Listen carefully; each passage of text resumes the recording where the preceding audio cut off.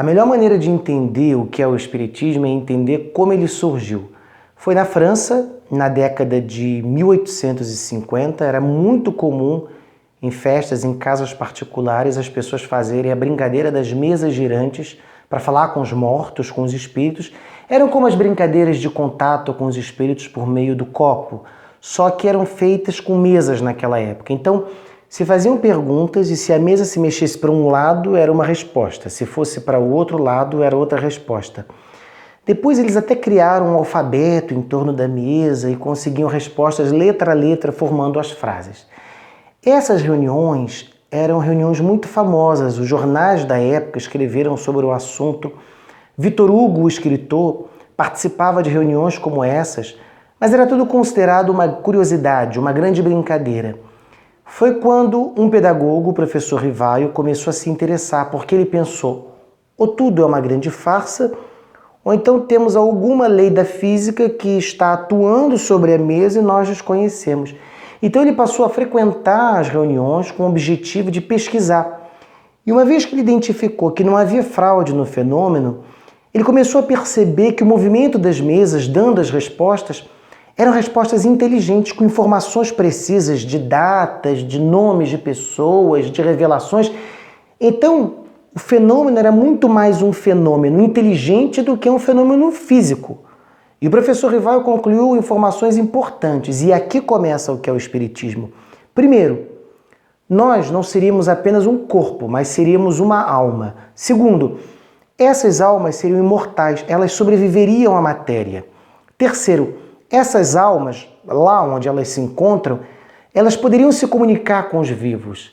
Elas não estariam em um lugar isolado, haveria uma comunicação entre vivos e mortos. Daí que são os médiuns os que fazem essa comunicação. Então, são esses 3 pontos básicos que o Espiritismo apresenta inicialmente. O professor Rivaio fez inúmeros experimentos em sessões diferentes, com a participação de pessoas diferentes, e chegou, depois de meses de pesquisa, a uma 4ª conclusão surpreendente para ele. Essas almas renasceriam. Existiria, portanto, a reencarnação. Esses são princípios básicos do Espiritismo, muito básicos. Mas um outro trabalho do professor Rivaio foi fazer perguntas aos espíritos sobre temas diversos, os mais diversos possíveis. Por exemplo, sobre a morte, sobre a vida após a morte, sobre de onde nós viemos, para onde nós iremos. E muitas dessas respostas ele publicou num livro chamado O Livro dos Espíritos, usando um pseudônimo, Allan Kardec. Eu, particularmente, considero, independentemente de se acreditar ou não nessas comunicações, o Livro dos Espíritos é um livro muito interessante de se ler, sobretudo para quem se interessa por espiritualismo e por religiões de um modo geral. O que caracteriza a doutrina espírita, além de ter surgido não de uma filosofia, mas de uma prática, são as consequências filosóficas, religiosas e científicas dessa pesquisa. Por quê?